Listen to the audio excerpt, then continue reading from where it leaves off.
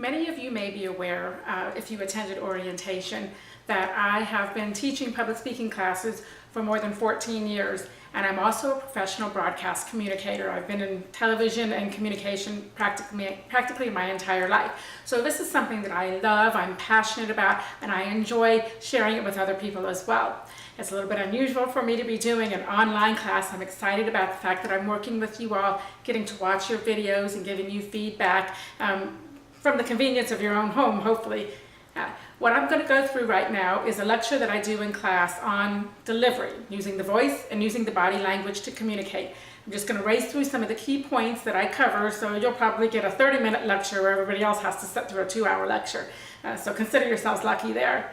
And it's going to be more a matter of do as I say, not as I do, because some of the things that I would tell you to do in a speech environment, you won't be doing because I have a specific format that I want you to follow in the form of your outline, which I'll talk about in just a few minutes. So here we go. We're going to get started talking about voice and the body language in terms of delivery when you give a speech. A little bit different for video, but still all the same principles apply.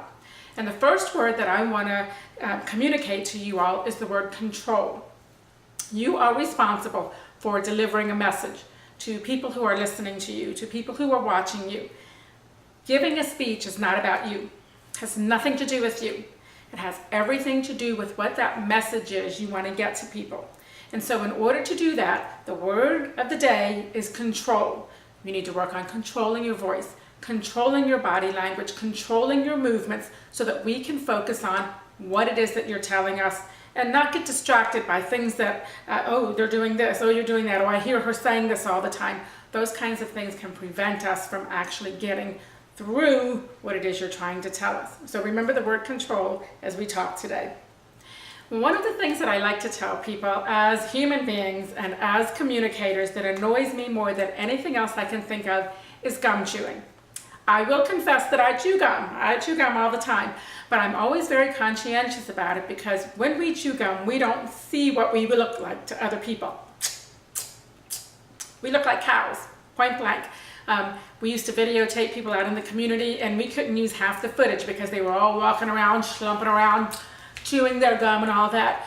When you give a presentation in front of people, get the stuff out of your mouth. It doesn't matter if it's gum, it doesn't matter if it's, you're sucking on hard candies or something like that. You want to eliminate those things because they will cause a distraction for the people who are watching you. When I was in high school, I hated math. So in my algebra class, I would have to sit up in front, so I would focus and I would pay attention and I would understand the teacher.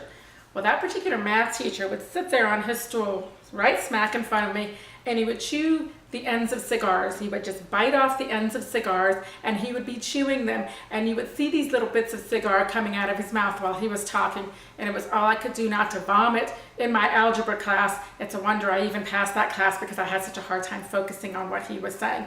So be aware of that. I had one student in one of my classes who used dip. He got up to give a presentation, he was speaking, you could tell he had dip under his lip, however you put dip in there. At the end of his presentation, he spit into his bottle. That's just not acceptable under any circumstances, no matter where you live in the country. It might be something we do here in the South, but please don't do that when you give a presentation.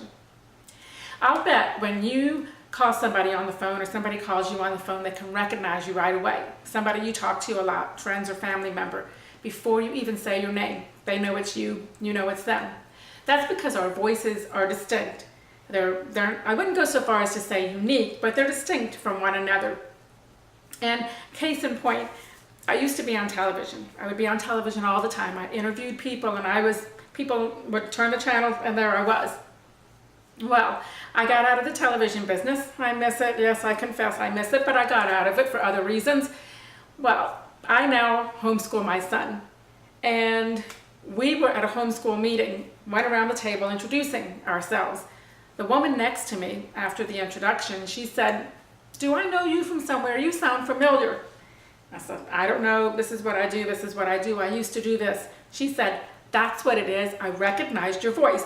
I used to watch your show all the time." Now, I was very flattered, as you can imagine, that somebody would remember my show, that somebody even confessed that they watched my show. But the point is, it had been 2 years since I had been on television from the time she watched that show to the time we had this meeting and introduced ourselves. So I don't know if that's saying something good or bad about my voice, but obviously it's distinctive enough that somebody can remember it after a long time. So just think about your voice as well. The 4 characteristics of our voice that are very distinctive: volume, rate, pitch, and quality. Volume, of course, is how loud or soft we talk. Make sure your volume is appropriate for whatever your environment is. Hopefully you're not a screamer, and hopefully you're not a whisperer, but you want to make sure that people can understand you. If they're going, what? If they're not deaf like I am, then they probably have a hard time hearing you because you're talking too quietly. How many of you would consider yourselves to be speed talkers? You can guess that I am. Blah, blah, blah, blah. Fast and faster. Those are my speeds. So I always have to be careful, because I'm a speed talker, to make sure that people can keep up with me. And one of the ways that I can do that, pause a lot. If I can pause in what I'm saying, I'll give people a chance to catch up with me. If I'm in a conversation with somebody, I'll make sure I maintain eye contact, because eye contact is a good way for you to watch for that feedback. Slow down if you need to, if people are going, because I can't keep up with you. On the flip side, there are a lot of people who are what we call turtle talkers. They take their time when they talk. The problem with turtle talkers is they can get a little monotonous and put you to sleep. My ex-husband was a turtle talker. I'm a speed talker. It's not why we got divorced, but it didn't help any. Pitch and rate. Pitch is how high or how low your voice is, and your pitch is determined by the tightness of your vocal cords. And probably you don't think about pitch too much, except maybe when somebody scares you, your voice goes up, right? Well, that also happens when you get nervous, like giving a speech. Maybe you have a tendency to have your voice go up when you give a speech.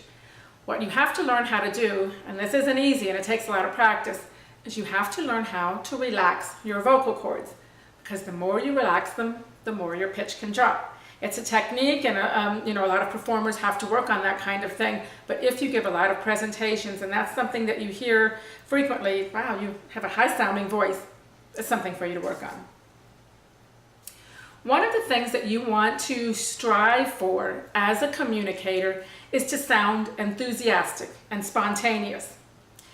I mentioned about rate, and I'm a speed talker.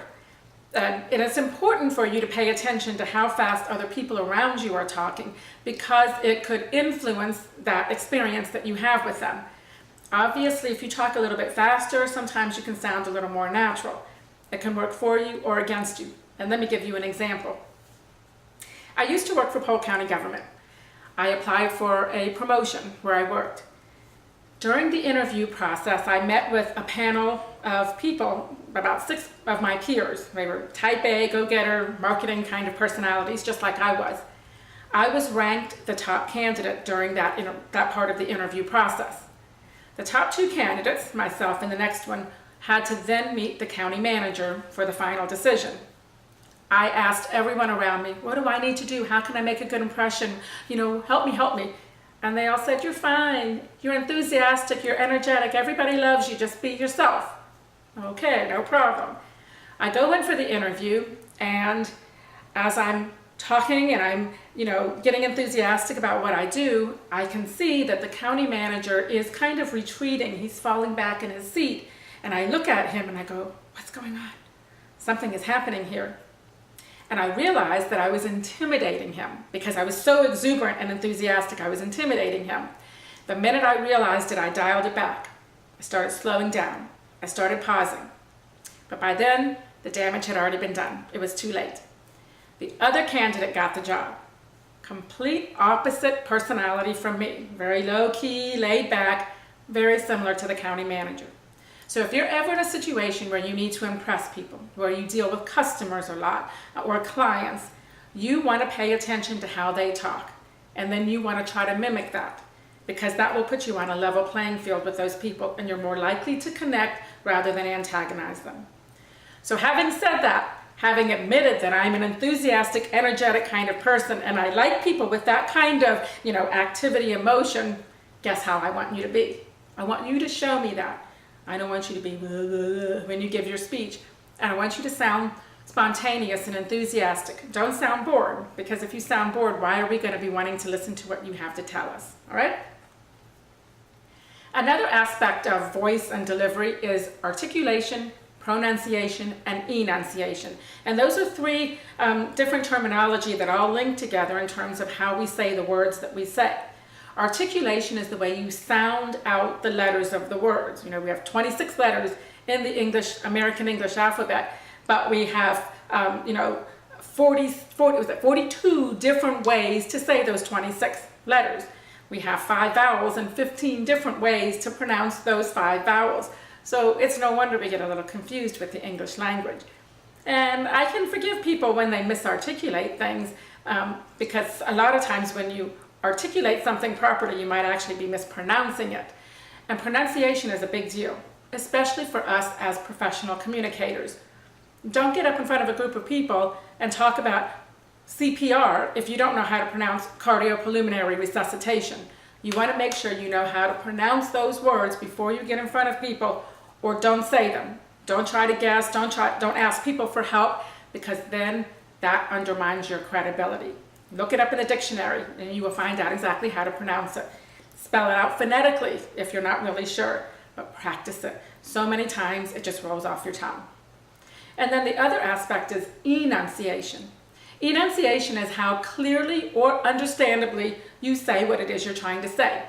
As a deaf person, I rely on people's good enunciation. There's nothing worse than watching somebody who's mumbling, because then it's like, are you a ventriloquist? Are you trying to throw your voice somewhere? You have no idea what they're saying. In order to be enunciating, to make sure that you're not mumbling, then your lips, your teeth, your tongue, and your jaw, especially your jaw, all have to be moving. If any one of those 4 items are not moving, chances are you're mumbling. And that's an annoying habit as a communicator. Another aspect of enunciation is sloppiness. We just have a tendency to be really sloppy as communicators.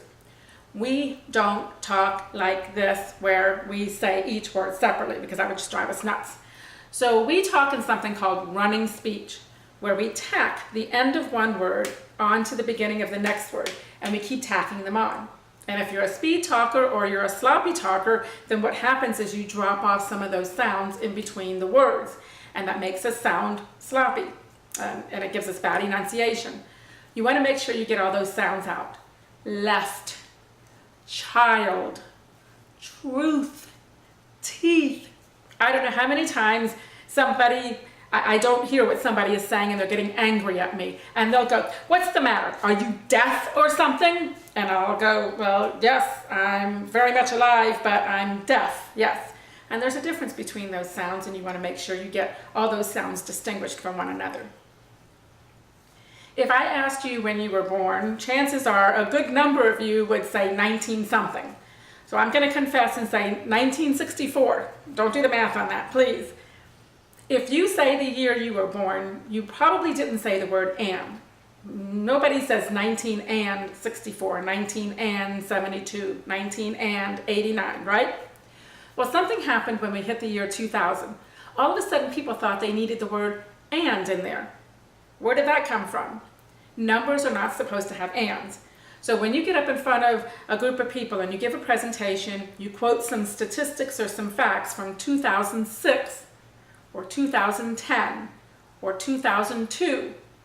Those are all correct. Don't stick an "and" in there. Right now, we're in the year 2015 or 2015 if that's your preference. There's a debate going on as to which one of those is correct, but either one is fine as long as you don't use the word "and." Now, another aspect of communication is people who tend to get repetitive. And you probably know people like that. It's like, okay, you already told me that. Just move on, will you? Your outline will come in handy. Your outline is a roadmap, and it helps you say what you need to say and then move on to the next point. Too bad we don't use outlines when we communicate with people in real life, because then our conversations would be way shorter. I don't know how many meetings I've sat through where people were just saying the same thing over and over again, and the meeting could have been cut in half if they had done that. So have mercy on the people who are listening to you, make your point, and move on to the next one. When we communicate, with people, we get really, nervous. And so what we do is we put, words in there. And so what that does is it it makes it really, difficult for people to follow what we're saying. Are you as frustrated as I am? I was getting annoyed just listening to me say these things, so I can imagine how much worse it was for you. I don't know if you're guilty of being one of those people who say so all the time, but if you are, then that's a habit that you need to break. What happens is we're afraid of silence. We're afraid to just be quiet. We're afraid to pause because we think when we do that people will think we won't know what we're talking about.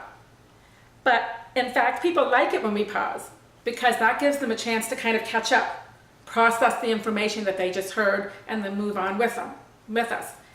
If you stick all those interrupters in there, if you stick all of those, interferers in there, then we're kind of having to sift through it to pick out the good stuff of what you're trying to say. The first thing you have to do is to become aware of it. During spring break, I visited my sister in Maine. Yes, we went to Maine. It was freezing and we made snowmen because that's what you do in the snow. Every other word out of her mouth was so. I'd never heard her do that before when we were younger, but I picked it up and I was getting so annoyed with her, I kept smacking her on the head every time she did that. After a while, she started, oh, every time she said the word so. And I was like, good, now you know you're doing it. And once you know it, you'll start annoying yourself and then you'll break yourself of that habit, but it does take some time. Before I move into the nonverbal part of our delivery lecture, I want you to look at this word right here. Now, most of you have probably looked at this word and said, oh, mischievous, right? That's what it looks like, mischievous. Actually, the word is mischievous. This is one of those pronunciation pet peeves that I have, mischievous. Think of the word mischief, and all you're doing is replacing the F with V-O-U-S, mischievous. So now that you know that, hopefully you'll hear my voice in your head every time you hear somebody say that word wrong, or heaven forbid, you use that word wrong. Don't be mischievous about it. Nonverbal communication, racing right through all of this stuff. It takes less than 7 seconds for people to make their first impression of you. There's something called primacy effect and recency effect. And primacy effect has to do with the fact that we remember the first thing that we see or hear somebody do. Recency effect is we remember the last thing that we hear somebody see or hear somebody do. Because primacy effect is so important and it's just so powerful, it's important for us to make a good first impression. I remember when I first started working for the county and I had to videotape a public service announcement with the public information officer from the fire rescue department for hurricane preparedness. The very first time I met her, our very first introduction, we were doing this PSA, she had a huge zit right smack in the middle of her forehead. And she was just so self-conscious about it, and we had to work on getting rid of it so we could videotape this public service announcement. Years later, she moved on, she advanced, she became a manager, and she was doing all of these wonderful, important things. And we would look back on the first time we met, and she had that zit in the middle of her forehead. So no matter how many, no matter how long you know somebody, no matter how much they change, you're always going to remember that first introduction. Okay, so let's paint a picture here. Let's say that you are a famous presenter. You get to go around giving lots of speeches about whatever your subject matter is because you're an expert in it. You are getting lots of requests for presentations, but you're not so well known yet, and you're not making enough money yet where you can have an assistant. So here you are, you arrive at your destination and you've got all of your stuff in your arms and you're carrying your materials and you're going up the steps, and as you go up the steps, you spill your coffee all over your bright white dress shirt. And all of a sudden you have a panic moment. What am I gonna do? What am I gonna do? Well, if you think about all of the things that you can do, I'm gonna say hopefully you guys would be prepared by now to have backup clothing in your vehicle. You'll have maybe a jacket, you'll have a tie, you'll have another shirt, you'll have a sweater, you'll have something that you can use to cover that stain with. If you don't have that, then maybe somebody at the venue, at the event, might have something that they can let you borrow. You might be able to swap shirts with somebody, something like that. If you don't have that and you've got to go on stage with this coffee stain on your shirt, maybe you might make a joke about it. You say, oh, I love my coffee so much I decided to wear it this morning, just so you guys could see it. You could make a joke about it, turn it into a little icebreaker kind of story. Now, some of the things that you should not do as a professional communicator in that kind of situation, obviously, don't run away, don't flee. You need to give that speech. People probably paid money, they took time out of their schedule to come and listen to you give that presentation. Don't go on stage without a shirt, unless it's worth it, but don't go on stage without your shirt. One of the other things that you should not do is apologize. Don't get up there and say, I'm so sorry. I can't believe this happened. I'm such a klutz. I really apologize. I know this just makes me look bad and everything. Do not apologize. Don't apologize because you spilled coffee on your shirt. Don't apologize because you skipped to the wrong slide in your PowerPoint. Don't apologize because the technology doesn't work. Don't apologize because you dropped something on the floor. Don't apologize. Don't say I'm sorry at any point during your speech, because what that does is it undermines your credibility.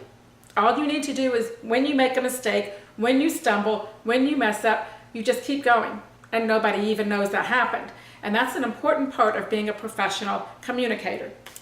I held up this word. I was supposed to have talked about it earlier when I was talking about pronunciation. Completely forgot to do it, so I incorporated it somewhere else. Did you know? No, because I didn't say I'm sorry. Oops, I forgot to do something. So you just need to kind of absorb what it is you're doing and the flow of what you're doing. Don't ever apologize. Now, I say that, but I also want to make sure you understand that if you do something wrong and you hurt somebody's feelings, you apologize then.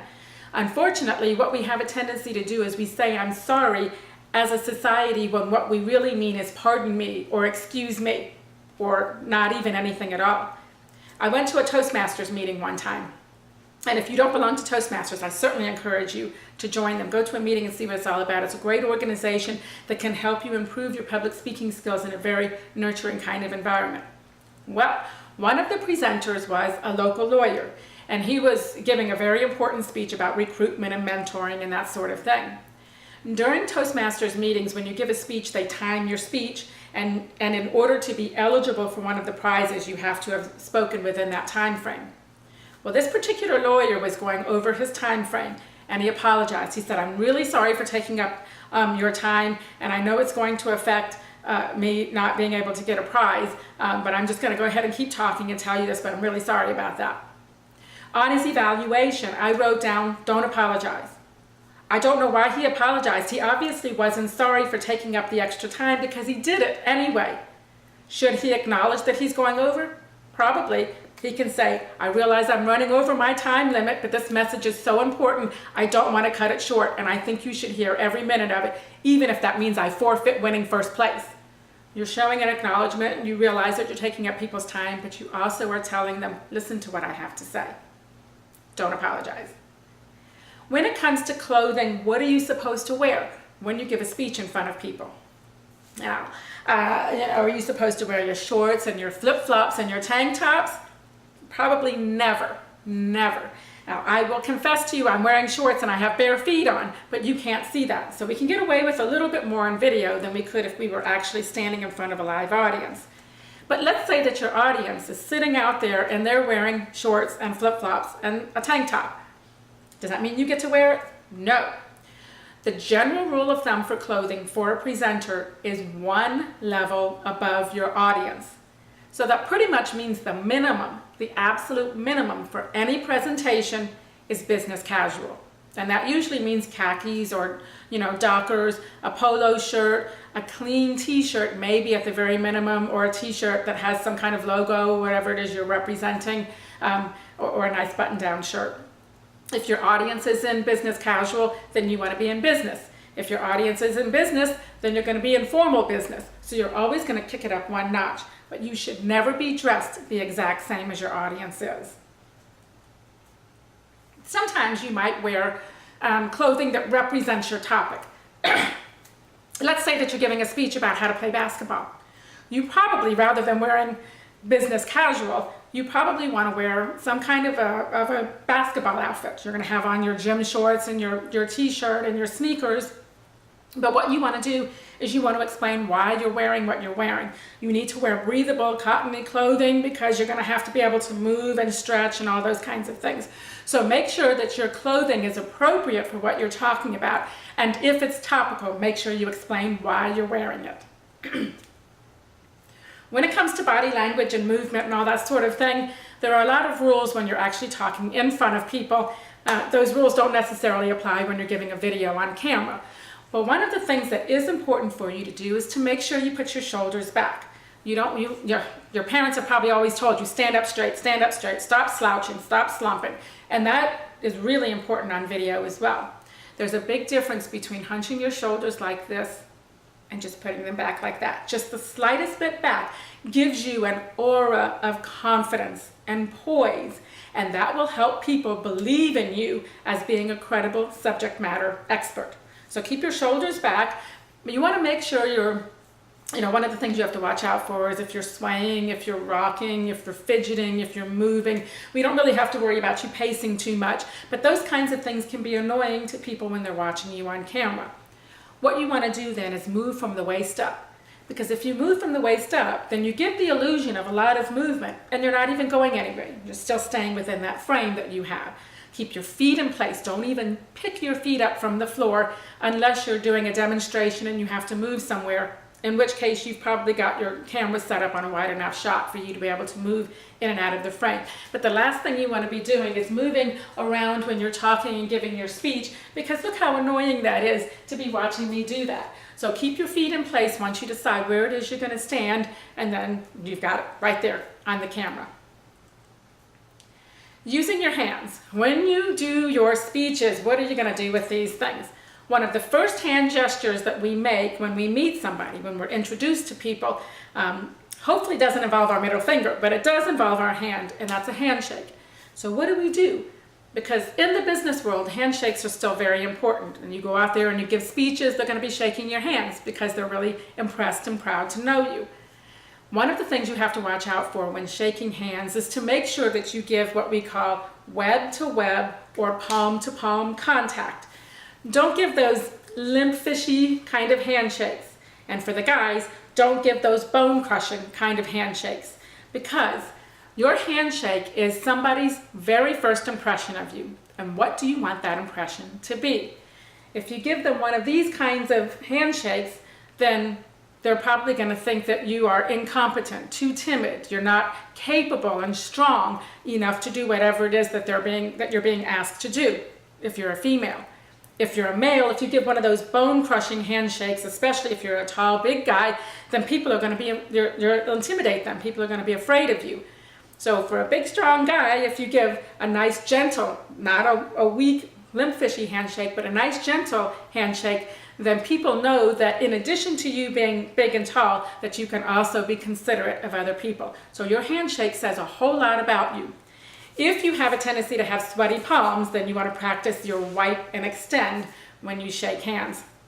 Whatever you do, please don't put them under your arms and then extend them. People don't like that kind of thing. So your hands, where do you put them? Where do you use them? The main thing with videotaping and using your hands is control. We go back to that word that I said at the very beginning. What are you going to do with your hands? Make sure you're using them for a specific purpose. Don't be fidgeting, don't be shifting, don't be touching, doing all of those kinds of things with your hands. If you're emphasizing something, if you're trying to explain something, if you're talking about $5 footlongs, whatever it is, your hands should be able to help you explain that with that gesture. But just keep them away from fidgeting. Don't pick up things and put it down. You're going to be using your outline. And let me explain what I want you to do with that. I want your outline to be on one page. It should be a one-page document. And you've got bullet points and all this stuff. You haven't finished them yet. That's okay. We're still working on them. When you finish your outline, make it fit on one page. And then what you do is you fold that paper in half, and then you staple it, or you tape it, or you glue it. And what you've done is you've created note cards. You have one note card that you can use for your speech instead of a whole bunch of 3x5 index cards. Don't use those. Definitely don't memorize your speech. And what you're going to do is you're going to look at it and talk to us. And you have it as a reference and talk to us. Be careful. You don't want to be flapping your note cards around while you're talking, because you see what a distraction that's causing. If it was a full sheet of paper, it would be an even bigger distraction because you'd probably be reading it and you'd have it in front of your face. So you want to make sure that you use your note cards, you use your outline in a way that's beneficial, because you can glance down at it and then keep talking to us. I don't want you reading these things either. All right? Facial expressions. Facial expressions and eye contact, those are the last things that we have to talk about, so bear with me here. Why are facial expressions so important? There are 6 universal facial expressions. No matter what your culture, no matter what your country, no matter what your language, we can recognize these 6 facial expressions.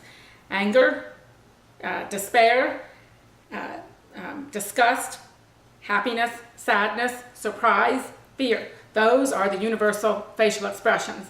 And we want to know what it is you're feeling. We want to hear it in your voice and we want to see it on your face. We don't want this dead fish kind of expression or this bored expression where there's no movement whatsoever in your face. And we also want to make sure that what we see in your face matches what we hear in your voice. I had a student in one of my classes who did a persuasive speech trying to convince us to help stop bullying on school campuses. So she told a story. And she told us about how when she was in high school, she was bullied all the time. All of these students were just bullying her. They were making fun of her and they were mean to her and they were doing all kinds of nasty things to her. And her friends didn't know what to do about it because they didn't know how to handle bullying situations. And so all of these things were going on and it was just distressing to her. Now, I don't know about you, but I'm kind of confused because you're listening to me tell this terrible story, but you're looking at me smiling. Isn't that confusing you? And the general rule is if what you say is different than what you do, people are going to believe what you do. All right? People are going to believe what they see, not what they hear. And guys, I want you to think about this in terms of, this particular thing. When you say to a female, how are you doing? Are you okay? And she says, I'm fine. Now, to you, the words I'm fine mean, yeah, everything's cool. But when let me just tell you, the word fine never means everything's cool. But when you accompany the words I'm fine with this, I'm fine, there's nothing in this expression that looks fine at all, right? It means you're in trouble. So you want to pay attention to what you see as well as what you hear. And that's why your facial expressions are so important. And actually, the 2 most expressive parts of our face are the cheekbones and the eyebrows. Most people would say the eyes and the mouth. And they're expressive, but they're not the most expressive parts. Your cheekbones, when you smile, a genuine smile, your cheekbones go up. Your cheekbones can do some amazing things for your expressions. And when you think about eyebrows, you think about the cartoons, all the cartoon characters, and when they're angry or when they're scared, and you can see those 6 universal expressions just in their eyebrows alone, without even seeing the rest of the face. So imagine what people are seeing when they look at you. And finally, the last thing that we need to talk about when it comes to delivery in terms of body language is eye contact. Where are we supposed to look? What are we supposed to do? Now, fortunately for you, you have one place to look. You don't have a whole audience full of people that you have to worry about. But on camera, you want to make sure you're looking at the camera. Don't be looking up at the ceiling. Don't be looking up at the floor. Don't be reading your notes constantly. We need you to look at us. And you think about this too. When you watch television, especially for your demonstration speech, for instance, if you're using visual aids of some kind, don't get caught up in the visual aid. You watch when people do the cooking shows and they're chopping up carrots. And while they're chopping, they're also looking up at the camera because they need to communicate with the audience. It's not about the carrots that I'm chopping. It's about the people that I'm explaining about the carrots that I'm chopping to. So make sure you're looking directly at us the entire time in your camera. It's a little weird, it's a little disconcerting, but it's something that you can get used to doing. And you want to make sure when you finish your presentation, just pause for a moment looking at the camera. Don't and then look away, because then, or certainly don't go like that until you stop recording whatever it is that you're talking about. Look at us, connect with us, communicate with us, and show us that you're interested in us. If you've got any questions about any of these things that I've talked about, send me a message. But these, in a nutshell, tell you some of the fundamentals of delivery, the way we can use our voice and the way we can use our body language when we communicate.